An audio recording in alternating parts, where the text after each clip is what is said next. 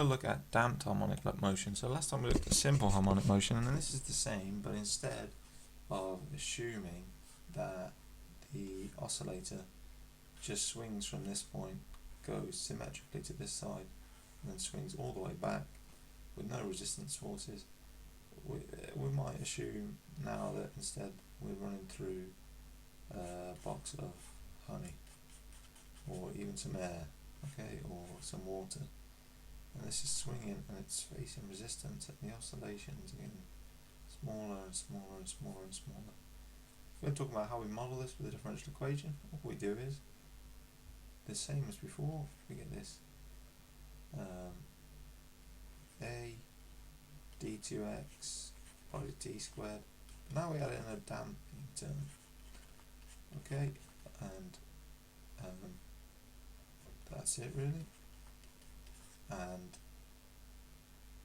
from there on, and remember we call this minus omega squared or whatever, omega squared, but here my whole point is just to show you that this is just a second order equation that we've seen how to solve, so I'm not really going to talk about that here, okay. I would encourage you to do some practice questions on that and see how it works out in detail. What I want to talk about are the different types of damping. So if you think, well, we can imagine maybe with air we're going to get oscillations that almost look like this, get gradually smaller but still keep going, okay, so some sort of light resistance like this, and then we can get something where the oscillations start the same but it's a much heavier resistance, so we'll get some sort of weird looking graph like such.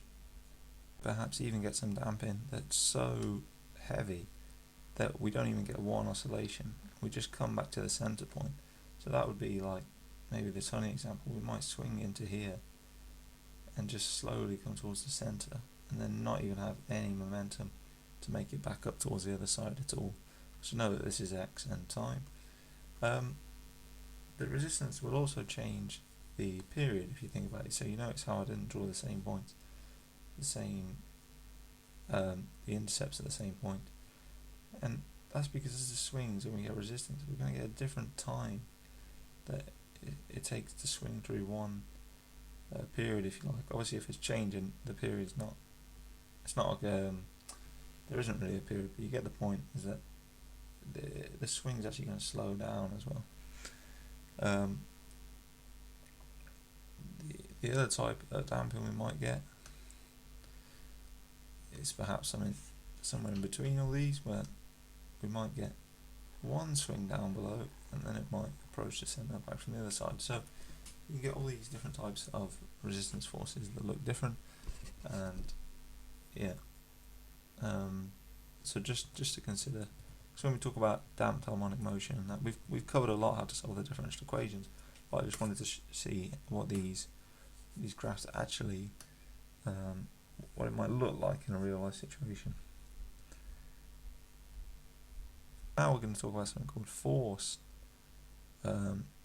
harmonic motion.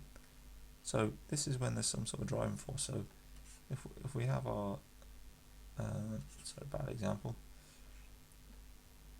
If we have our thing swinging in as such, what if we have some sort of magnet in the center or whatever, pulling it, adding some sort of force, or someone every time it gets to the top just giving it a shove, alright, some sort of driving force, okay, that's putting some energy into the system.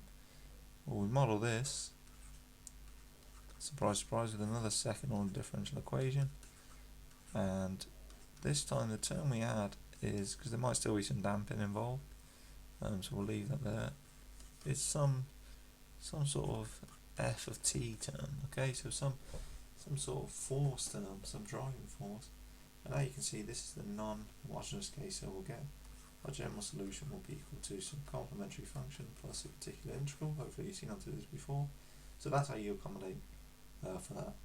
Okay, so if you're given a driving force, you just plug it in here. So thanks for watching this brief summary video. Yeah, so I think we've covered a lot on differential equations and integration, and can all get a bit heavy. And to learn the technical details of the calculation, I encourage you to do some simple harmonic questions, and that should bring together everything you've done on differential equations. So it's a great way to practice that. Depending on the specification, the reason I didn't cover it here, they use different terminologies like heavy damping, light damping, critical damping, over damping, under damping, and the specification changes how you should describe these things. So I'd encourage you to look at your own specification and your own graphs to classify these sorts of things. But anyway, thank you very much for watching, and I hope to see you in the next one.